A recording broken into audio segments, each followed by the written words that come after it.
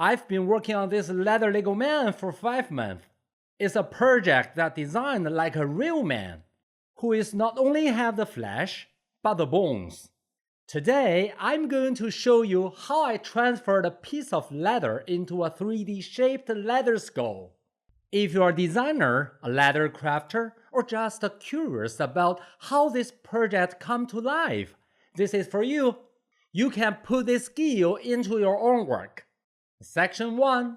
Can you do it? To most people, leather is a flight material. We cut, glue, and stitch it to make a bag or a jacket. But sometimes, leather is a medium for sculpture. When we work with the Veg-tan core head, we wet it, soften it, and push it to change its shape. You might wonder if that's too complicated. But no worries, it's so simple. Everyone can do it at home with some simple tools. Section 2. What do you need to prepare? Before we start, you need to understand your arsenal. The drawings. Whenever you draw it out or print it out, either one will be fine. Protection. Use transparent tape to cover both sides. The purpose is to make it water resistant. Double-sided tape. This is to stitching your drawing to the leather. The leather, high-quality Veg-tan leather. Here's the key point. Searching for leather crafting Veg-tan leather is the right way to find it. Shaping tools. I use a set of stainless steel tools with different head shapes. Carving tools. My go-tos are these: flat heads, large and small, and round heads, large, medium, and small. I use this mainly for precising the outlines, which you will see it in action soon. Besides, I also use other tools like hole punches. In my experience, tools are flexible. Don't limit their use as long as they help your creation. Leather scraps.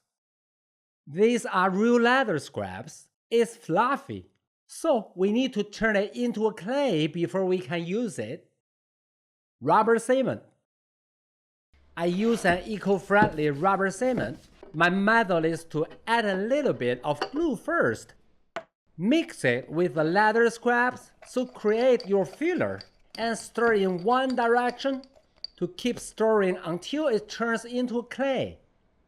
If it's too wet, just add more leather scraps to dry it out. Remember, not too dry, not too wet. And always keep it in the sealed bottle. It dries so fast. Section 3. My step-by-step example. The first step is tracing. I use this tool, but honestly, anything sharp works. Don't push it, just take your time here. Keep the pressure steady. Now, for the eyes, which are perfect circles, I just press down with a hole punch. Trust me, it's a way more precise than trying to draw them by hand. Before you peel that paper off, double check every single line. Missing every one small mark will turn into a total nightmare later. To prevent the outline from wigging and deforming, I always start with a carving tool. I'm using this one, number B61, to create these rounded edges. Then switching to the flat head tool, number 197. The trick is to tap and move at the same time. That's how you get those smooth, flowing lines. Remember, always be gentle. Leather has a memory and is sensitive. One wrong move and you're left a permanent scar.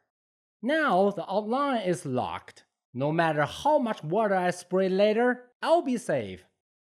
I prefer pressing over hammering here. Hammering is too aggressive. One slip and the circle becomes an oval. When you're doing the second eye, you have to constantly stop and compare. Remember, every strike has a different weight, so you've got to go slow and make them twins. The ladder is drying up a bit. For the teeth, cause the details are tiny, so I'm moving to a smaller head too.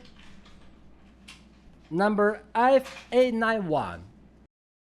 It's not hard, it just takes a lot of repetition.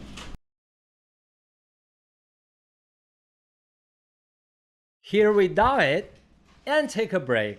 We are going to shape it. First, I'm spraying more water to wake it up again. As it starts to dry, I use this tool to push them from the back.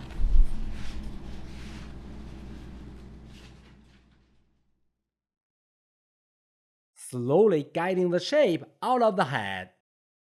Don't use brute force in one spot. You will stretch it out of shape. I'm switching to the smallest tool on here, cause the space between the eyes is tight and the teeth needs fine tune. So here's the logic. If you push up too much from the back, you will wash out the lines on the front. You have to balance it. Push from the back to get the height, then press from the front to keep the depth. Leather loves to rebound, so you have to keep hitting the same spot. Once it dries under that pressure, it finally memorizes that shape. For the eyes, I just go clockwise in the circular motion to carve out that deep, hollow look. Now, here comes the leather filler. You can mold this into anything. Once the filler is in, don't press too hard, otherwise it will run out of the place we want it to be. We're just massaging it into shape. Now I'm refining the outline again. The purpose is to lock the filler into the cage. You have to give the leather to digest to a new shape. It takes a massive amount of time. And keep the edges thin, hold the tool upright and push, which means the filler moves inward. You've got to do this prior to the detail shaping. If the filler starts to harden in the wrong place, the whole project will look distorted. Now let's go back to the eyes again. Have you noticed how the leather is becoming more obedient with every press? It's starting to hold its memory while the filler becomes harder and harder. Guys, remember this. We need to finish all of it before the filler hardens. The teeth follow the same logic. So you've got the idea. I couldn't push too hard before because the filler was still soft. But now the feedback is exactly what I need. And we're done it. Is it cute? Do you like it? I'll leave it overnight so the leather can fully lock in the memory as it dries. I've added a magnet to the back. Since the filler is also made of real leather, they fuse together perfectly. It feels like a single solid piece. I hope this little project gave you a clear idea of how 3D leather shaping actually works. I've also done the Mandalorian and the Stormtrooper before, so I leave those links in the comments section and check it out. Thanks for watching and I'll see you in the next one.